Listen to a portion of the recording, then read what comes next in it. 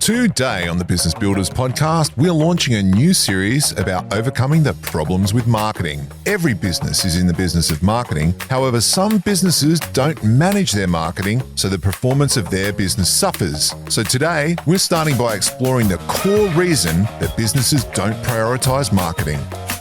Well, welcome to the Business Builders podcast. We are your hosts. I am Brenton Gowland. And I'm Ron Tomlian. And Ron, it's Fringe season in Adelaide. Yeah, Fringe, WOMAD. WOMAD's this weekend. Adelaide Festival, Writers' Week. Oh, fabulous time of the year. So if you're listening again internationally, and we've got a number of international listeners, so it's great to have you join us. If you don't know what the Adelaide Fringe is, I believe, Ron, it's the second biggest arts festival in the world when it comes to performing arts. Yes, absolutely. Other than Edinburgh in the UK. There's one in Marseille as well, but I think we're bigger. Ooh, didn't know about that. Yeah, I think it's Marseille. But it's a time that Adelaide comes alive and basically the whole city becomes an arts venue. It's fantastic. And have you been to many shows, Ron? I've been to a couple, a bit of light fluff and comedy, going to a few more coming up. My wife is going to WOMAD this weekend for the entire weekend. Just your wife, not you? No, not me. No, it's her scene. Okay. I don't intrude. Okay. I just act as an Uber driver. Very good. You're fulfilling your duties then, I see. Absolutely. So I've been to a couple of things. The interesting thing about the Fringe is you can go to an event or a comedy show, as we said earlier, or some sort of thing, and it's hit and miss sometimes. Of course. You know that some of the shows are really good, but we went to this variety show last night with one of my clients, and there were two really great. There was a lineup of 5 comedians. 2 were really funny, and 3 of them took a little bit of time to warm up to them. Not quite my cup of tea, but that's the whole point of a variety show, I reckon. Yeah, absolutely. It's getting a little bit of entertainment with a whole bunch of different people putting a little bit into the entertainment. Yeah. But anyway, we digress.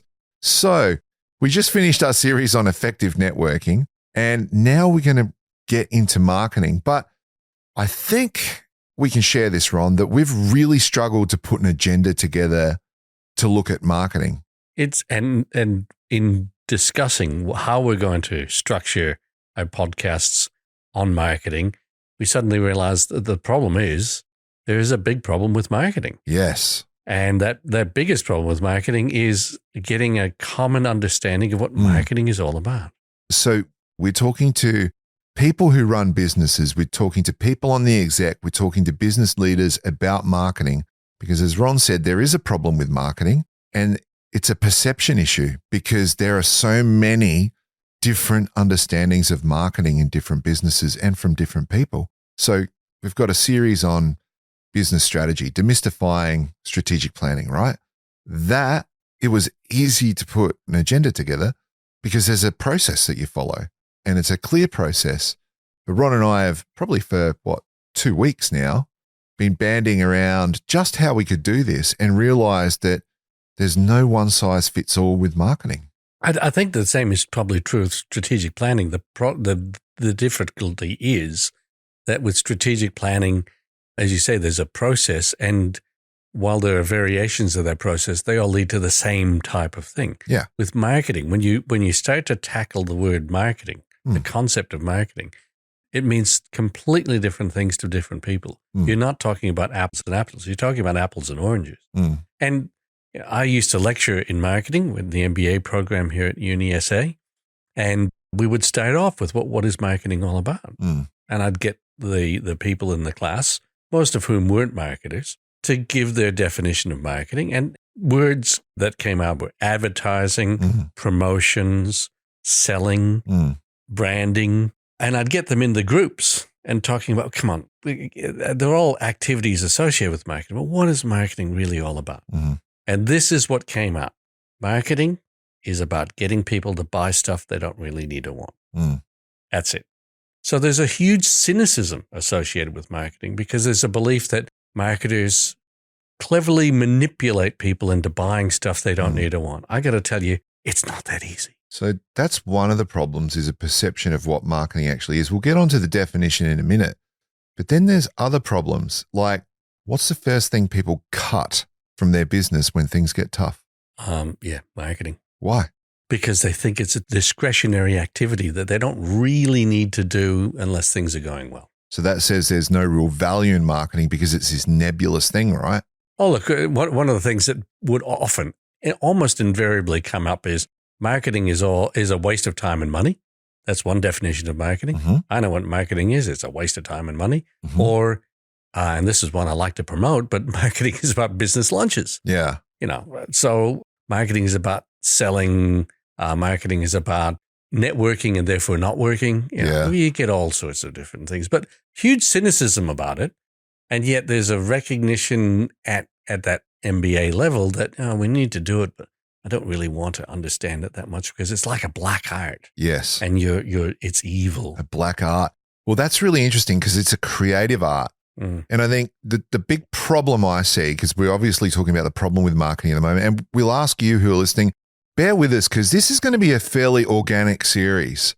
We're going to interview people about their perceptions of marketing. We're going to interview people who've gone through big marketing changes in their organization. And we're really going to try and bring this conversation to a point where you can see in your business and your situation and where you are as a leader, how you can use marketing to grow your business. But the problem I was going to say, you were talking about that there's this perception out there that marketing is not working, all these kind of things. But in fact, one of the things I used to show in my lectures was a videotape that I'd found in the university library. Mm. It was made for social workers, and it was to show social workers how their clients were being manipulated by marketing tricks. Mm. And therefore, there were techniques they could use to get people to identify those tricks that were being used on them and not to be a victim of those. Yeah. And it was a half-hour tape about how marketers manipulate people's minds and it's evil and black art. I was blown away by that perception of marketing, but it was being taught as a university at a university level that this is what marketing was all about. Really? Well, to be perfectly frank, because there are people out there using these techniques or using techniques that people perceive as manipulation, people see a lot of bad marketing around the place, a lot of bad promotions. Well, there is a lot of bad marketing around the place. And, the latest thing that we're seeing is scams. Oh, yeah. Yeah. Now, people say, well, that's a type of marketing. It's not a type of marketing. It's deception. Yeah, same thing. So you get this automatic marketing is a bad thing. Well, you were talking earlier about marketing being a black art. And I think when anything's mentioned to be a black art, it's because it's unknown, right? And that right there, to me, speaks to the heart of the problem with marketing. And I think one of the biggest problems with marketing, it speaks a different language to the rest of the business. It's a creative endeavor, and creative endeavors have all sorts of different outcomes, which is what we were talking about earlier. But remember that book, The 5 Love Languages, where it talks about relationships and it talks about you got to work out what your partner's love language is. Well, it's almost like, to me, the business speaks a language. Let's call it the language of numbers, because numbers rule in a business. Let's have KPIs. Let's have numbers. The CFO wants to know. The CEO wants to know. But marketing speaks almost like the language of feelings and perceptions and why sentiment. Is that? It's because customers have feelings and perceptions. Feelings and perceptions. And that's what we, as a business, are trying to understand and influence, in terms of their behaviors. So this comes down to what is the purpose of any business. I used to work for a business. It was an energy utility. And I can tell you, from the general manager down to the people at the coalface, this is what they thought. If it wasn't for the customer, we could do a good job. I've heard that many times in many different businesses. Absolutely. I remember when I was a kid, I worked in Woolworths, and you'd set up these gondola ends, the displays, that's what they're called.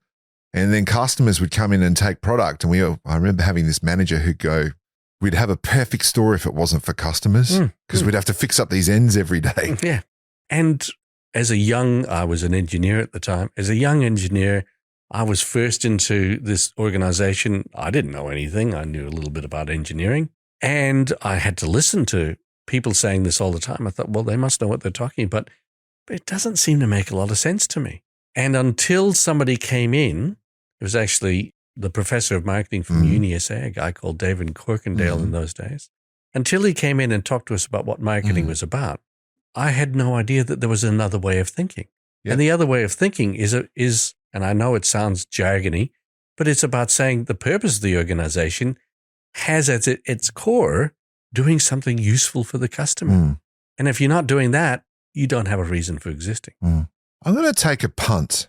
I want to actually define, because this is going to be an organic discussion and it's going to be organic over the next few weeks, because we'll interview people about their perceptions of marketing. And I think this is really important, folks.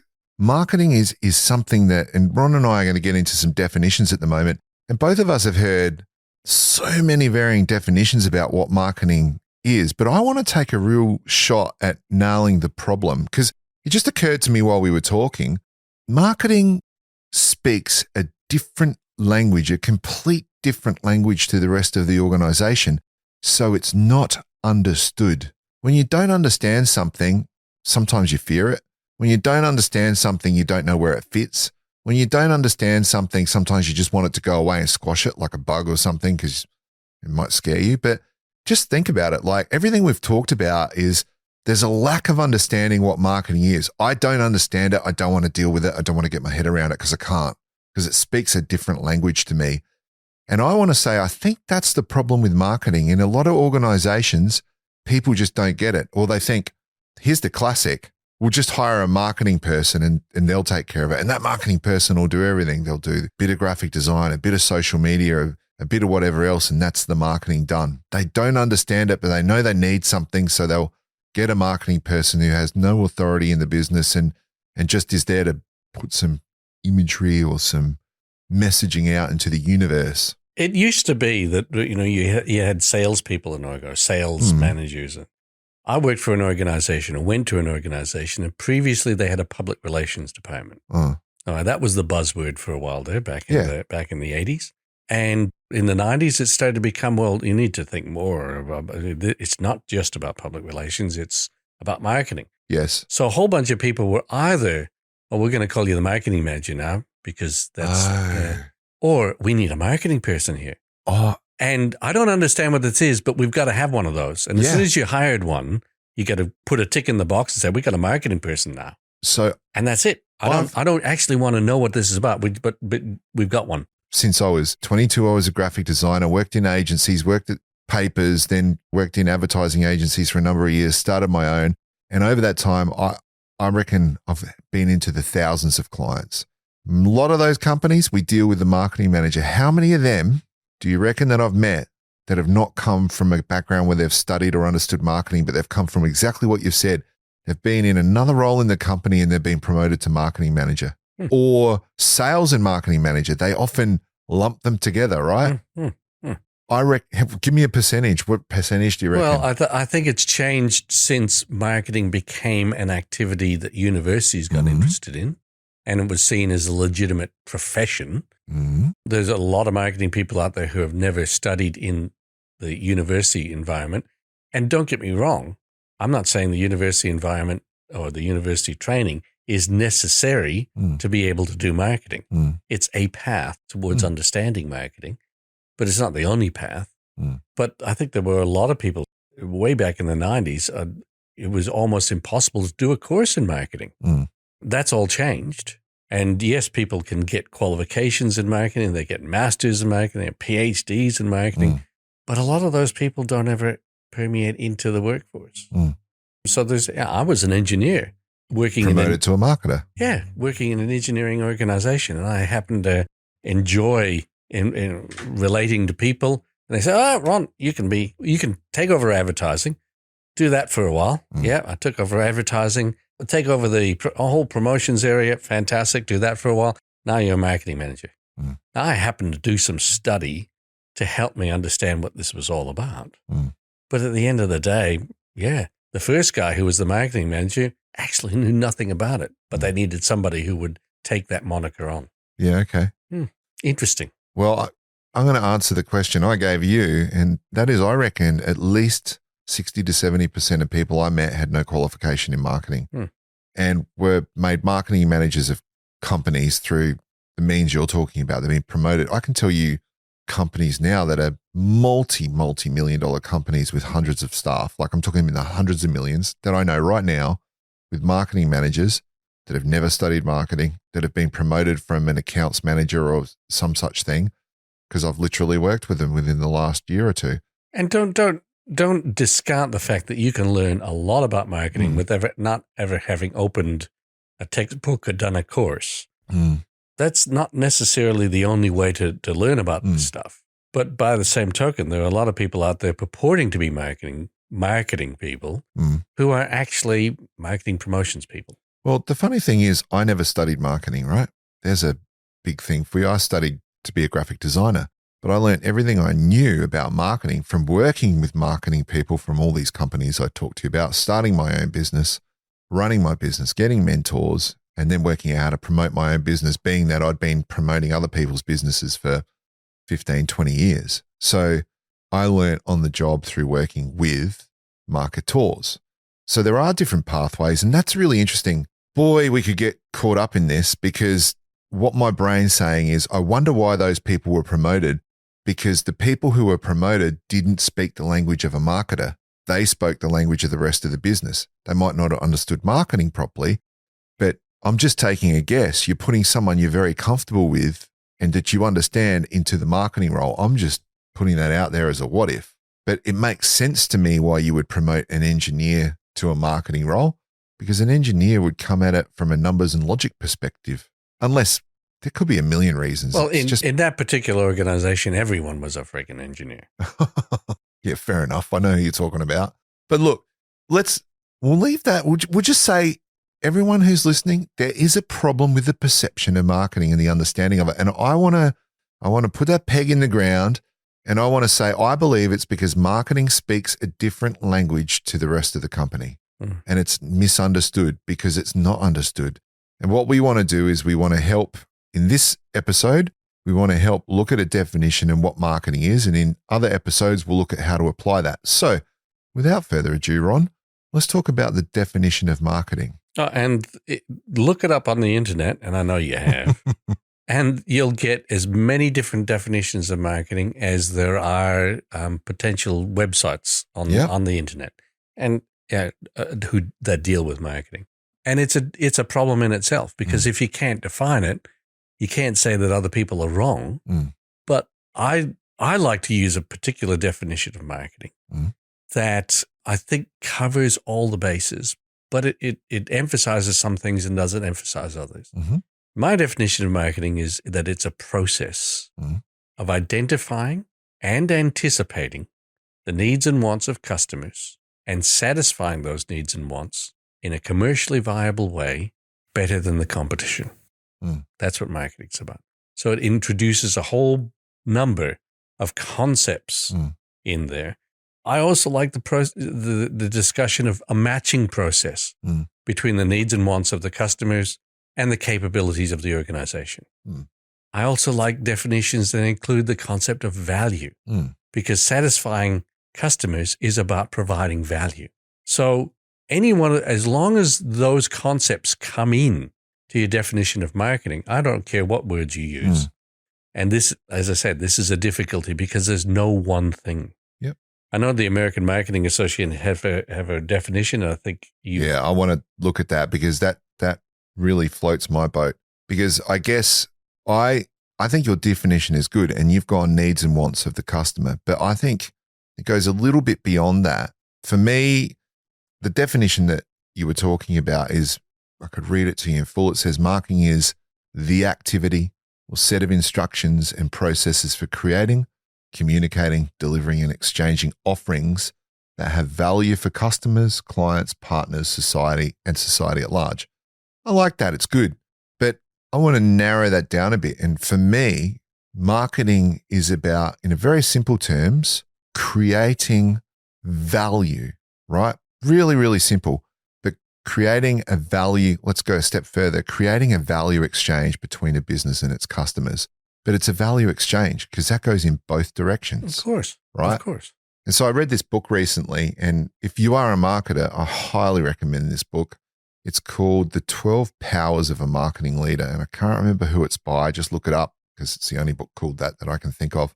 I came across this in a podcast, I think over Christmas, and the way it defined marketing, in fact, where marketing lived in an organization, and when I say lived, if you look at a business and how it operates, there's, logistics, there's management, there's staff, there's operations, there's customer service, there's all these different things that live in different places. But where marketing lives, it suggests, is in the intersection between the company needs and the customer needs. There's an overlap.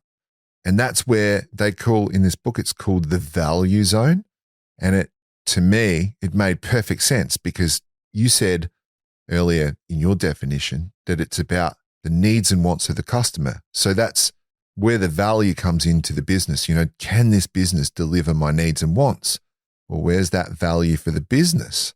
It's being able to sell those products, but also to be able to create happy clients that are satisfied and become advocates. And that then has a whole list of ramifications. What do we have to do that? So there's this overlap area, and there's all these things that live in there, like customer feedback. We'll talk about the 4 Ps of marketing later, product, price, place, promotion, all of those things. But they all live in this area that is like the value zone for marketing, the intersection, customer needs and company needs. And so the other thing about that is you were talking about value.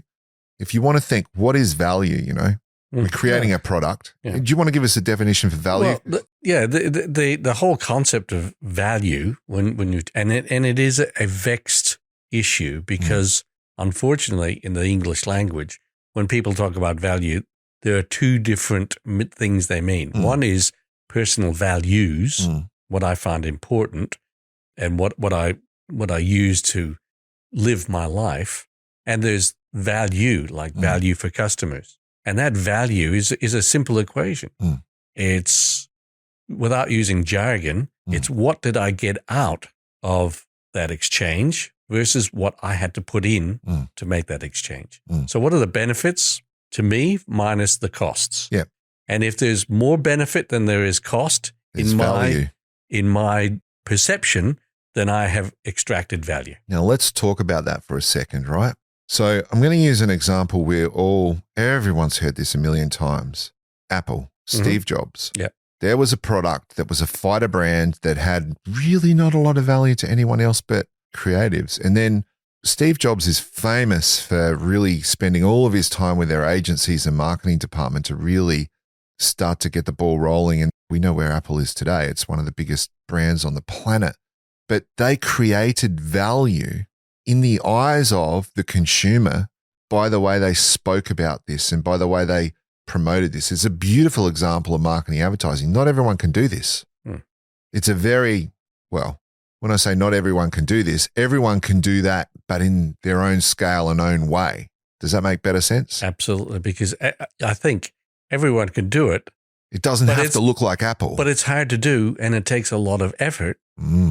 And most organizations, in my experience, don't see the value to them in going down this path. Interesting point that.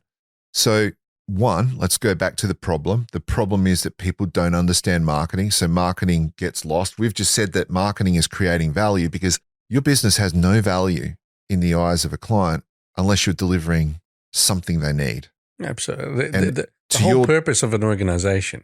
Yep. Any organization, even governments, funnily enough. And the value is to do something useful for the people you're doing it for. Yeah. And we call them customers. Yeah. And so people say, well, the purpose of an organization is to make money, is to profit. No, that's an outcome of that's in our capitalist society. We say, we want you to keep doing this. Now, how can we incentivize you to do it? Well, I'd like to have more money as a result of doing this than I had beforehand. Fantastic. You keep doing it. We'll keep making sure that if you run your business well, you can do that. Yep. So the problem we were talking about earlier is back to the problem, speaking a different language, people don't understand. But let's say they don't have marketing in a company. There's no marketing department, no function. Okay. Are they marketing? Of course they are. How? Well, by the fact that they're offering a product or service that people are buying, they are providing, in the marketing equation, they are providing value to the customer. doesn't mean that they have to have a marketing department. No. They are marketing by accident, by default. So the CEO goes out and talks about the company. That's marketing. The salespeople go out and talk about the company. They're trying to develop that value proposition. And we're starting to use jargon here by using things like value proposition. Okay. We're using the marketing language, but I'll get away from that. So we're trying to convince customers that this product has value to them. When we do that about our company, we are marketing. Yeah, but sometimes we don't even need to convince them. If we're providing value to customers, they come to us. Yep. Yeah. Now, you think about somebody who comes up with product or a service, and it just goes off. Yes. How did they develop that? They had a great idea, and they thought people will find this useful to them, and it goes off. Fantastic. And they don't do any marketing in their mind. They don't tell people about it. They just provide a product or service, and people seem to like it, so they do more of it, and people can't get enough of it. Fantastic. And they get lazy because somebody down the road said, that's a good idea. Yeah. I can do that too. Yeah. So he sets up shop and does whatever they do. And they go, oh, wait a second. Now we've got to, and this gets into the whole idea of the maturity of organizations and the fact that organizations, whether they're small organizations, go through stages. Right. Of marketing maturity. In the first instance, it's all about demand. Yes. How could I keep up with demand? I don't need to sell this stuff. I don't have to convince people. They're just coming into my door and buying more of it. Yeah. It's when competition enters that they have to start thinking, well, why should people buy mine instead of theirs? Yeah. And then they have to think about, well, what will convince people to look at me as opposed to looking at them? Yeah. You get into then that what we call the selling phase or the selling level of maturity. And then, okay, well, whatever I'm providing and whatever they're providing seems to be waning. Everybody's going down. Yeah. Something else is providing that utility. Then they have to start thinking about, well, okay, I need to get something new into my line. Yeah. I need to be offering something different than I'm offering at the moment. That's when they're looking at developing new products and services. Yeah. And what's the inspiration for that? Well, oftentimes, unfortunately, it's what I'm good at. Yeah. And it fails. Well, so there's 4 things we want to do in this podcast, and we wanted to identify what the problem was. So the problem is marketing is not understood. It speaks a different language. We've gone to definition, and the definition really comes down to creating value or a value exchange between the business and the customers. So you were talking about the needs and wants. And now we're talking about really the role of marketing and where it fits in. And we're saying that even if you don't have a marketing function in your business, you are marketing. So the idea is that marketing can grow that value of your business to your customer. I would frame it like this. Yeah. Attention to the marketing capability of your organization will help you grow your business more effectively than not attending to the marketing. Yep. So considering that we're not speaking to native marketers, what is the role of marketing in the business? Where does it fit? We know that it fits in that place where we create value for the customer and potentially value for the business from the customer, right? It's a value exchange. But what is the role of marketing in that zone, the value zone? To my way of thinking, I like what Jack Welch from GE said. Right. Marketing is far too important to leave in the hands of the marketing department. Agreed. What he meant by that is marketing is central to the concept of doing business, of being an organization, doing something useful for customers. It's a central core concept. It's a central core concept. And unfortunately, most marketing departments who are, will abrogate responsibility and give it all to them, they're not actually doing the full marketing bit. Right. They're not. It's not a full marketing function. What most 99% of organizations have as their marketing department is the marketing promotions department. That covers one of the 4 pieces. Well, it's one of the definitions I read earlier. I wrote it down. This is from HubSpot. Mm-hmm. Marketing is the process of getting people interested in your company's product or service. Mm-hmm. That's very singularly focused. Mm-hmm.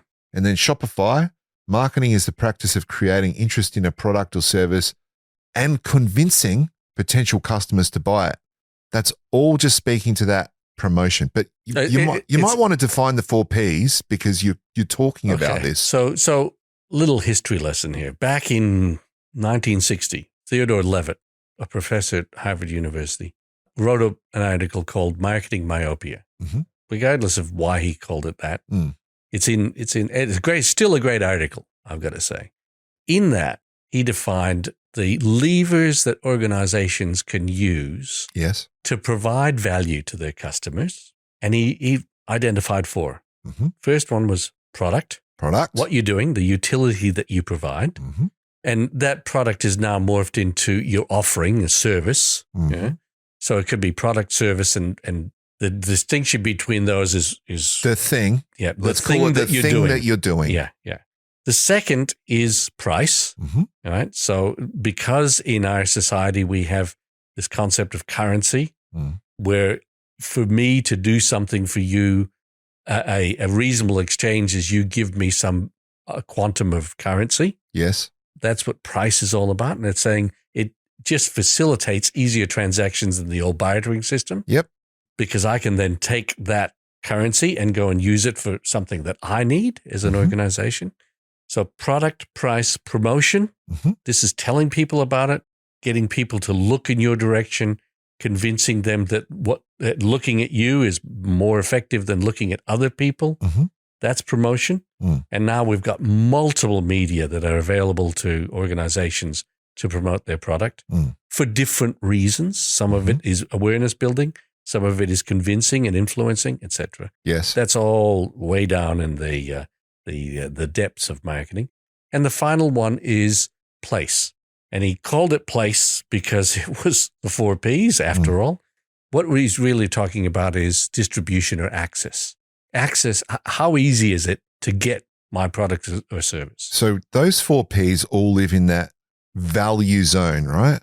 And they are nothing more than levers as an organization that I can manipulate to provide value to the customer. But the question is, how many businesses see any of those other than promotion, which is what you've talked about? Because you were telling me about another definition earlier that was from someone you heard that was literally just all about the promotion part. Because even marketers themselves, a lot of them only see themselves as doing that promotion piece. But, well, marketing is responsible for product in that definition that we're talking about. Place being the shop where you sell it, whether it's online, whether it's Aesop setting up a new store in Rundle Mall or another place around the world. That's place. That has an influence. Or online nowadays. Yeah. But that has all of it has an influence of the value of your offering. And those are the things that make up the marketing mix. And again, if you walk into most organizations and you say, who's responsible, who's in charge of price? Rarely the marketing department. They might influence it, but they're not in charge of it. Who's responsible for product development and product execution and getting the product in the hands of never the marketing department. They might influence it. Who's in charge of making sure that it's accessible to the customer? Rarely the marketing department. But the only thing the marketing department is given responsibility for is how do we tell people about it? How do we tell people about our promotion? And that's where the difficulty lies in this whole definition of marketing is actually marketing is core to the entire organization. And the chief marketing officer really should be the chief executive officer. And the entire executive team should understand. Here's an example. The 4 Ps. Yes. When Theodore Levitt came up with it, everyone in the marketing community and the academic community said, I've come up with the 5th P, the 5th P. And for a while there it was positioning, but then it became about people, and then it became about processes, and then it became about physical evidence. And now there are 7 Ps, or there are 10 Ps. So if you look at all of those other Ps, they rarely sit in the marketing department either. But what that says to me, remember where we've got the intersection of customer need, business need, that's the value zone. There's more in the value zone than just the 4 Ps. But I want to give a little bit of clarity to those Ps. So people might sit there and go, how is the marketing department responsible for product? Well, where do you get your feedback from? Where do you get your product improvement information from? I was just sitting with a client the other day and we were talking about the actual product and we were going, let's create a conduit between the innovation department, and the customer. Because the marketing department, remember, they become the glue between business need and customer need. So it might not be that the marketing department is actually developing those products. They're not the engineers, but they're the ones who are finding the insights from customers to actually improve the product. I'm going to give you one example, coffee pods. Do you know anything about the history of how coffee pods came about? No, I don't. Tell me more. It was a marketing idea, right? So what this particular company did, and no, I cannot remember who it was. I just remember the story from a conference I went to. They set up cameras in a number of people's homes that they got permission to film them in the kitchen with their coffee machine. So they put cameras in these kitchens to watch what happened. And what they discovered was that the biggest problem with coffee machines was the grounds afterwards. Cleaning up was a nightmare. And no one told them. There was there was discussions, but they picked it up from watching the videos about people trying to deal with the grounds because they got everywhere. And they said, right, the marketing department, which was based on research, because research fits under marketing, went back and said, we need to create a product where the coffee grounds are contained within a pod so that when you make your coffee, when you put it in the machine and it spits it out, there is no mess. And that's where pods came from. And of course, it was massively successful. But that's an example of how the marketing department is involved with product and creating products that create value for customers. And all of those 4 Ps, the marketing department forms the bridge between the customer and the business to provide insights and future directions. And a good marketing department works with the rest of the business in conjunction to be able to have those discussions, present that evidence, have robust conversations where they end up creating products, services, places, offerings that have more value to the customer. I hope this is really coming through. Yeah, but I would argue that a lot of organizations don't have a marketing department. It's still I'd like to use the term marketing capability. Ah, yeah, good. Because at the end of the day, and this is what I saw, working for an organization, everyone was involved in customer service. Yes. Fantastic. We all were customer service representatives of some form or another. And that concept was starting to be embraced by the organization. And then some bright spark said, let's form a customer service department. And what happened? Actual service levels from the customer's perspective went down because what people were able to say is, well, it's not my job anymore. That's the customer service department's job. So I don't have to worry about those pesky customers. So I'd like to talk about marketing capability because talking about marketing departments sort of says, well, that's those guys over there. We don't have to worry about that. And I've got to say, it's like IT. We got an IT department. We don't have to worry about information management and all that sort of, because they're handling all that. It's got information in their title. That's all theirs. And you wonder why we've got problems with scams and cybersecurity within organizations because people say, we've got an IT department. It's their responsibility. And look, what we're trying to do with this particular episode, this is going to be really organic because Ron and I sat down this morning and went through this and you were talking about marketing capability. We said, what's our next episode going to be? Because there's so much here. Which way do we go? And we want to make this really practical in the sense of how do we do this in the organization that I'm in? So what we want to define again is what marketing really is and how to build that capacity in your business. So our next episode will be on how to build your marketing capacity. But I think to end off today, Ron, so we've talked about 3 things and I keep reiterating because I like repeating things so that we understand what we're doing because I'm trying to keep myself on track. But so we talked about the problem. Marketing speaks a different language. It's not understood. We talked about the definition that it's creating value for the customer and the business, a value exchange, the needs and wants of the customer. We talked about where it lives. Where does marketing live in the organization? It lives in that zone between customer needs and the company needs, that crossover, that intersection, which we call the value zone, where we're creating value for both the customer and the business. And I want to emphasize, don't think of it as a department within an organization. Think of it as where the organization interfaces with the customer and value is created. Yeah, I love that. I really love that. Yeah. Now, the one thing I say to people when they start a marketing course and so on is, if you want to take one idea away with you, Yes. about marketing, take this one away. Ask yourself the question, what problem am I solving for the customer? Mm. If you strip away all the excess, all the techniques, all the baggage from marketing, and just ask yourself that simple question, what problem am I solving for the customer? You will be streets ahead of most organizations in terms of getting people to understand why they exist and what marketing really is all about.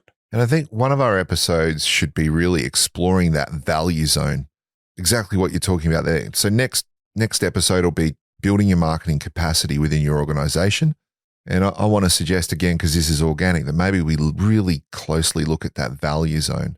But I thought it would be good to end off today, Ron, just to punctuate this with looking at, well, what are the results of marketing when that marketing capability within your organization is working really well? Well, if you take my definition, then really you can't run an organization. You can't provide anything to customers without that marketing capability of the organization. Some businesses do, though. They don't have a marketing department. You don't have to. They might be marketing, so they've got a capability. They're not managing it. Well, you can do things by chance. What's that saying? What you can't measure, you can't manage. Yeah. And I think a lot of companies are in that position. Marketing's there whether you want it to be or not, because people have a perception about you. I've used the perception word again. But it is all about perception. Everything is about perception. And that perception exists in the minds of customers. So you can either control the marketing and manage and grow the marketing within your business, or you can let it be nebulous and just do what you reckon and see what happens. And you know, some organizations exist happily with that. Yeah. But what usually happens is another concept takes place, like we need to get more technical expertise. Yes. And so an organization tends to go down a certain path thinking that this is what the customer will value without ever knowing what value really is from the customer's perception. So let's say if the marketing capability is firing really well, what results will a business get from that? Well, what you get from that is understanding what the customers are looking for, what they value, what problems you're solving for them. So the potential for the organization to provide more value is increased.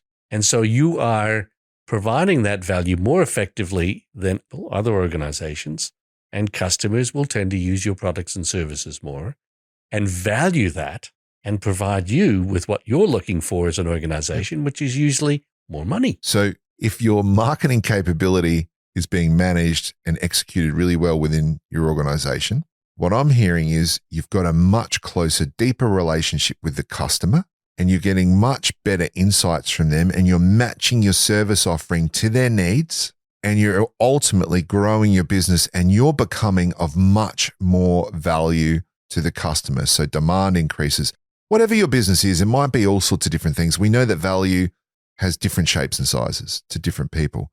But let's say in general, if your marketing capability is going really well, you're building a much higher value of your company in the eyes of your customers and potentially the market. Absolutely. Because some people won't buy you because they can't Don't forget my definition, and it's not about definitions, but the concepts. It's identifying today and anticipating tomorrow, because being able to satisfy needs tomorrow means that I've got some time to build the solutions to those problems if I can anticipate what they will be. Yep. And that's what to my way of thinking, that's what really great organizations do, is they seek to understand their customers better than sometimes the customers themselves. When you talked about that organization that looked at what customers were doing, do you think any of those customers came up with a solution to the problem themselves? That goes back to the Henry Ford and the car thing. People want a faster horse. What do? They get a car because Henry Ford looked at it from a different point of view. Absolutely. They looked at what they really needed rather than what they thought they wanted. Product development, you'd say, well, it's simple. Just ask the customers what new product they want. Yeah. They can understand, and this is why I say, understand the problems of your customers, because usually people can articulate their problems quite well. The solutions to those problems, that's your job as an organization, to see what could be a solution to a customer's problem, check that out, etc. That's where the capabilities of the organization, other than, including marketing, become really valuable to the customer. This is obviously a big topic because we've talked longer than we have for quite some time, Ron. And I think we're both passionate about this. It's my passion, no question. Yeah, I'm in the same page. It's literally what I do. But look, the direction of what we're wanting to do with this and what we're going to look at is really how we build value in a company through marketing. And that's what this series is going to cover. And if you haven't got a marketing capability within your organization, well, you have, but it's just not being managed or grown. We want to give you everything we possibly can to start kickstarting that marketing capability. If you've already got a really well running marketing capability, we want to provide you with scope to grow it. If you're flying along, we just want to be able to give you, I guess, backup to say what you're doing is great. But we really want to help you understand what marketing is with this series. And we may not get it right. We're not necessarily experts. We've both been doing it quite a long time, so we have our perspective. So we'll bring in a bunch of other people to talk about their views. Let's look at it from the perspective of our target audience, business builders. Yes. How can we add value? Well, if we can help them see what we did there? Yeah, if we can help them build a more effective marketing capability for their organization, because I suspect that's what most people are looking for, then we will have provided that value and we will have fulfilled our mission or our purpose. That was such a great twist there. I loved it. Delivering the value right. It's called practicing what you preach. It's great. Anyway, I think that's enough for this week, Ron. We've set the foundation for what we're going to do. And if you're listening today, we'll say goodbye and we'll see you in a couple of weeks. See you later. Bye for now.